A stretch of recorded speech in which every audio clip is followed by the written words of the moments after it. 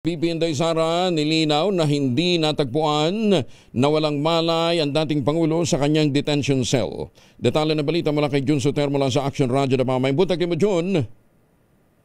Mayong buntag usab Kuyang Angel, nilinaw ni Vice President Sara Duterte na walang katotohanan ng kumakalat na impormasyon na nakita umanong walang malay sa loob ng International Criminal Court o ICC detention cell ang kanyang ama, dating Pangulong Rodrigo Duterte. Sa isang pahayag na ibinigay niya sa isang aktibidad sa Davao City kahapon Nobyembre 23, 2025, sinabi ni Vice Presidente na walang basihan ang naturang balita. Aniya tinawagan lamang ng abogado ang dating Pangulo habang ito ay natutulog at mali ang impormasyong kumalat sa social media. Dagdag pa ni Vice President Sara, posibleng prank lamang ng ilang taga-suporta ang naturang chismis. Noong Nobyembre 22, 2025, una nang naglabas ng pahayag ang abogado ni dating Pangulong Duterte na si Attorney Nicolas Kaufman na mariing nagsabing hindi totoo ang ulat na natagpuan umanong unconscious ang dating Pangulo sa ICC detention facility. Ito si Jun Soter para sa DZRH. Una sa Pilipinas, una sa Pilipino. Daghang salamat, Jun Soter.